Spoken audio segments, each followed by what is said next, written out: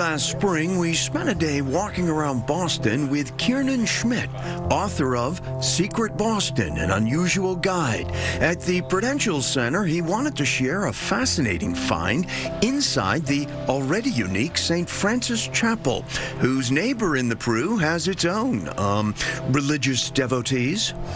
Coffee helps. Father Jeremy Paulin of the Oblates of the Virgin Mary is the director of the chapel. People of all different faiths come in here. Some do tell me that, Father, I'm not a Catholic, but I love coming here, and thank you for welcoming me. And it's the oasis that people love, and they sense there's something different. Something very different is nearly hidden in a corner of the chapel, where Father Paulin and his staff have acquired and exhibit relics of 3 saints, including the late Pope John Paul II, who himself in 1982 canonized his fellow Pole, Maximilian Kolbe, a Franciscan friar. He published a newspaper which was in opposition to the Nazi ideology, and it was published very widely read. Too widely. Kolbe was arrested by the Nazis and imprisoned at Auschwitz, where in 1941 he sacrificed his life for another prisoner who'd been selected for death. He went forward and said, "I am a Catholic priest from Poland. Let me take this man's place." And so the commandant said, "You're all pigs. Go ahead. We'll take him instead." In the reliquary, created to evoke Auschwitz, some hairs from Kolbe's beard. What lessons do you think people can take from St. Maximilian to today in terms of showing courage in the face of oppression, evil? It's the courage and the hope that he had in somebody can make a difference, you know, a small difference or a big difference.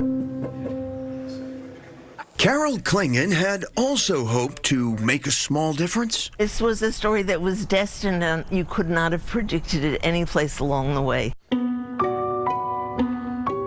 It begins in late 19th century North Adams, Massachusetts, where Jewish immigrants from Lithuania had founded a new synagogue in a simple wooden building. These people imported an artist from their hometown in Lithuania to come and paint a mural for them. He did, but by 1920, the congregation moved. Over the ensuing decades, the original building became an apartment house, while the original mural, hidden in what was now an attic, disappeared from view. Here's this treasure. It's sitting in a moldy attic. Having heard about the abandoned mural, Carol Klingon, a retired writer and experienced Jewish genealogist, arranged to see it in person. What was your first reaction when you first saw the mural in the attic? I couldn't believe it. It was absolutely spectacular. It was in very, very good condition. I just thought it's got to get out of there. But that would require both a new home for the mural and raising nearly $500,000. I had never raised a dime in my life. I mean, you must have at some point thought to yourself, you who have never done any fundraising, I'm out of my league here. Oh, immediately. The money was raised, and as importantly, a new home was lined up for the mural, the Yiddish Book Center in Amherst, Massachusetts. The thinking was if the mural could be brought out and if it could be restored, there's no better place for it to find a home than the Yiddish Book Center. The center was founded in 1980 by then graduate student Aaron Lansky in an effort to save surviving Yiddish literature, which was vanishing as Yiddish speakers around the world passed on, taking the old world's rich culture with them, like that old abandoned mural. The immigrants who formed the congregation where the mural was painted in the 1890s are exactly the people who would have been reading the books on the shelves at the Yiddish Book Center. On October 30th, 2024, after painstaking preparations, the North Adams mural was slowly moved out of its attic. After all of her work to make it happen, now Carol Klingon could only watch. Unbelievable, unbelievable watching it come. Everybody who worked on it, Jewish or not, was completely captivated by being involved in it, by the importance of it. In November 2024, the mural was installed in its new home in Amherst at the Yiddish Book Center. And the American flag's very significant for these people, right?